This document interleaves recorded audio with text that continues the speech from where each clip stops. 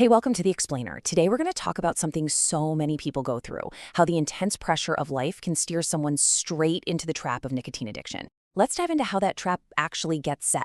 You know that feeling, right? Where it just feels like the walls are closing in and you're doing everything you can just to stay afloat? For some people, it's the crushing weight of exams, where your grades are slipping and the pressure is on. For others, it's the constant worry about unpaid bills and just making ends meet. It's that universal, awful feeling of being completely swamped by life itself. And then, in that moment, when you're at your absolute peak of stress, what happens when someone offers you something that looks like an escape hatch? This is where it all begins, with what seems like a promise of relief, but a promise that ultimately leads down a very, very different road. So just picture this for a second. You're dealing with arguments at home. Maybe you feel like you don't quite fit in with your friends. And every single time you look at your phone, it feels like everyone else has it all figured out. The pressure is just immense, and you feel totally alone in it. And then it happens. You're at your lowest, and a friend offers you a cigarette. They say it'll help you relax. You don't want to look weak or uncool, so you take a puff.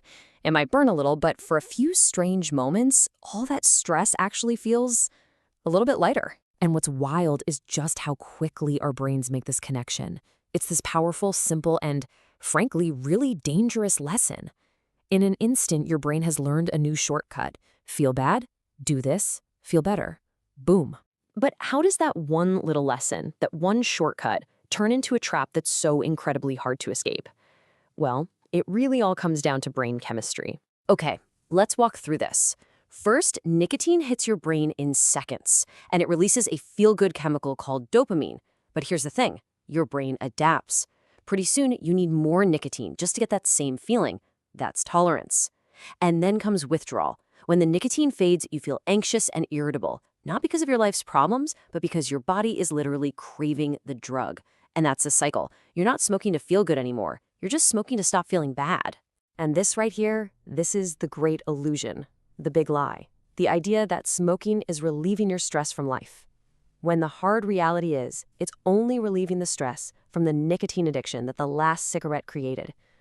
Your original problems are still right there, waiting for you. And you can see just how fast this whole thing escalates. On day 1, it's a choice to get away from a stressful moment. By week 4, it's a need to manage a craving. And by the time you hit month 6, it's just an automatic ritual, completely woven into the fabric of your life. But it's not just what's happening inside our own heads. The world around us plays a huge, huge role in setting this trap. So let's explore how our environment pulls us in. Psychologists have a name for this, the social learning effect. But to put it simply, we are incredible mimics. We copy what we see. And when we see a behavior over and over again, our brains just start to register it as normal, as acceptable, maybe even as cool. For so many of us, this starts with our friends. Yeah, it can be direct pressure, but more often than not, it's that subtle desire to fit in, to look mature. And when friends are sharing, that barrier to trying it for the first time becomes almost zero.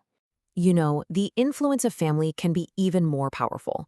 When a kid sees a parent light up a cigarette to deal with stress, they're not just seeing a habit, they're learning a coping mechanism.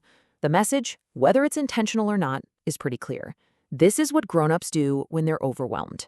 And the numbers on this are just staggering. The research is clear. Kids who have parents that smoke are twice as likely to become smokers themselves.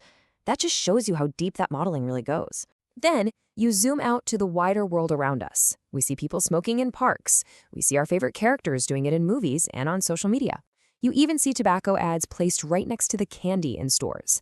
All of these things add up, just reinforcing this idea that smoking is a normal part of life. Okay, so we've looked at how this trap gets set by stress, by our own biology, and by our environment. But the good news, the really good news, is that there are clear, proven ways to break that cycle.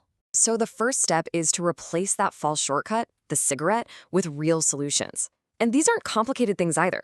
Simple stuff like taking a few deep breaths, going for a quick walk, or just talking to a friend you trust. These things can genuinely reduce your stress without creating a lifelong addiction. And hey, if you or someone you know has already started, there is a clear path out. It all begins with understanding your triggers. From there, you consciously replace that smoking routine with a new, healthier one. Building a support system is absolutely key. And you've got to remember that a slip-up isn't a failure. It's just part of the process. You just reset and try again. And probably the most important thing to know is that help is out there, and so much of it is free. From coaching hotlines to apps designed specifically for teens to text programs, there are some incredible resources out there designed to support you every single step of the way. You are not alone in this. When it all comes down to it, it boils down to this one powerful truth.